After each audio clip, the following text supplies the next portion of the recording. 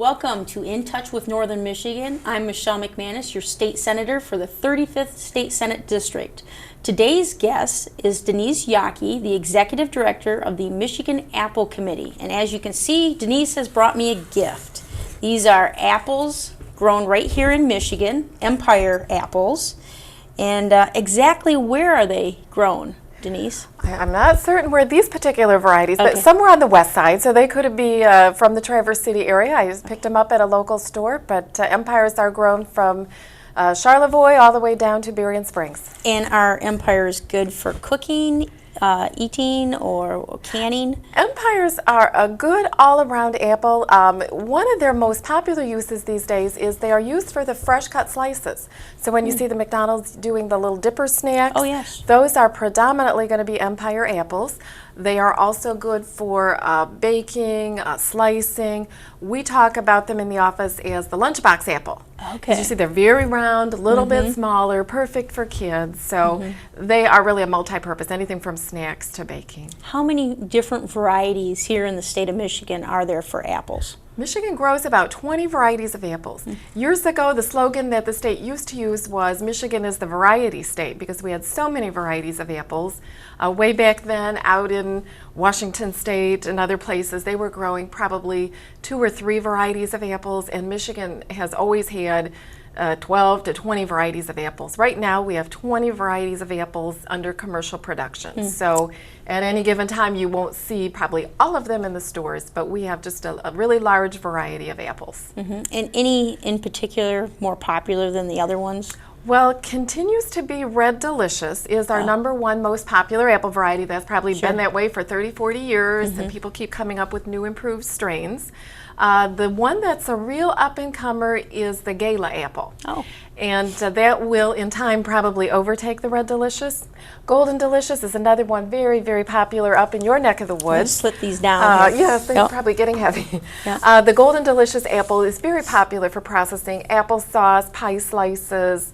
Michigan slices more apples than any other state, used for baking and all different kinds of things. So probably Red Delicious, Golden Delicious, and Gala would be our top 3. Now the newest one I've heard is this honey, what is it, Honey Delicious? Honey Crisp. Honey Yes, Crisp. it is apparent possibly from the Golden Delicious there, but Honey Crisp, absolutely outstanding apple, really grows well in cooler climates and especially in northern Michigan, does really, really well. But the Honey Crisp starts ripening, I'm going to say, about the middle of September, and we are sold out of them by the 1st or 2nd week of November. They go that fast. Yeah. So I know they're very popular. Yes, they are very, very crisp. They contain a lot of moisture, and people say even the cell walls are thicker, and so when you bite into it, some people will say it's explosively crisp. It's that crisp. Well, Denise, tell us a little bit about yourself and what you do for the Michigan Apple Committee, because it's an actual committee that's pretty active in promoting apples here in the state and the United States, if I understand correctly. Michigan is the 3rd largest apple producing state, and the Apple Committee is a quasi-governmental organization. We're really sort of like state government. We help apple growers. They come together under what's called Public Act 232, and they tax themselves. So it's a commodity checkoff program. People are probably very familiar with Got Milk. That's a national commodity checkoff program. So and this is the state of Michigan. Yes, absolutely authorized under state law. It allows growers to come together and tax themselves. So we have approximately 14 of them in the state of Michigan, of which the Apple Committee is one. And so under the law, the growers tax themselves on their production. We use it to do research, primarily at Michigan State as well as other places. We do education of growers and the general public, and we do promotional activities. So we have a staff of 5. We have a merchandiser in Birmingham, Alabama, and he promotes in the southern states, everywhere from Texas and Colorado to Florida. We have another merchandiser out of Chicago, and one out of Jackson, Michigan, and the rest of us are in the home office. So you said Michigan is the 3rd. Yes. Who are the 1st and the 2nd? The largest apple producing state is state of Washington. Washington. So Pacific Northwest. they are growing probably 8 or 9 times more apples than any other state. Okay. And then New York is just a little bit ahead of us. For years we kind of ran neck and neck, but they've pulled ahead of us for the moment. Now, where I come from, we grow cherries. Yes. And so why is Michigan a good place to grow apples? Apples are, they can be grown all over Upper Peninsula, Lower Peninsula. We grow them commercially in about 23 counties of Michigan. And it's really concentrated on the Lake Michigan shore again. You've got that lake effect. It really slows down early bloom so that you don't get the late frost and that sort of thing. So our soils are very suitable for it.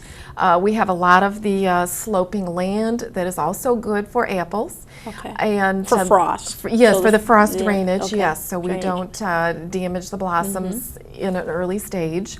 And then the cool nights in the fall are really outstanding. Okay. I think what a lot of people don't realize is Michigan apples, their flavor is largely influenced by the cool nights and natural rainfall.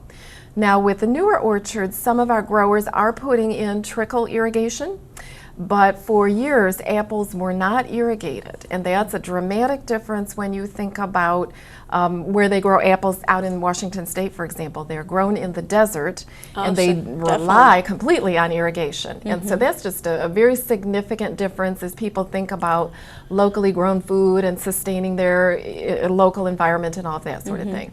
Now, do you think that Michigan will move up in terms of where it is ranked, how many apples we produce? Do you think there's that possibility? People are continuing to invest. Growers are continuing to plant new acreage. There's no question about that. Our apple shippers and our packers are continuing to put in state-of-the-art packing lines. So I think people are feeling very, very positive about the future of the industry. So when we see an apple like this, obviously you have to grow it. Yes. So how long does a tree take to get to the level where it actually can produce an apple? Probably depends on the size of the tree that you're going to produce. These days, orchards are moving away from big trees that people can get up and climb, and they're going to trees that are maybe 10 or 12 feet tall. They are maybe 3 or 4 feet apart. So the closer they are, they will come into bearing sooner. So you'll be picking, if you planted a tree this year, you'd be picking some apples off from it in 3 or 4 years. But that's quite an investment, because a tree costs a lot, and then obviously all the labor and cost of making sure the tree survives up to age 3 basically. And then so you have age 3, and then you start to produce an apple, and obviously there are spraying and chemicals that need to be used. Probably a very light crop, at the age of 3.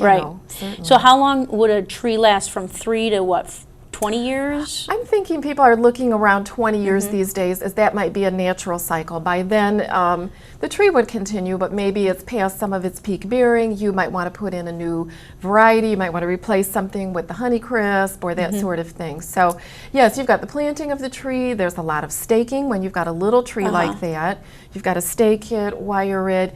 Yes, you spray it from year 1, prune it, train it, a lot of hand-intensive labor. So very intensive with hands. Yes. Let's talk about that. So the apple gets, or the tree gets to an age when it actually can produce, and you have an apple. How do you get the apple off the tree? I mean, where I come from, we use mechanical harvesters to take the cherries off the trees. So how does an apple get off the tree? Apples, we pick all of our apples in Michigan by hand, and I think sometimes people don't realize that. I think a lot of us commute to work and we see combines picking soybeans and corn and that sort of thing, and what we don't realize is we're picking in this state 1.5 to 2 billion apples with a B. That's a lot. Between probably the 3rd week of August and essentially Halloween. You need to be done, because then those frosts set in. Who's picking them? I mean,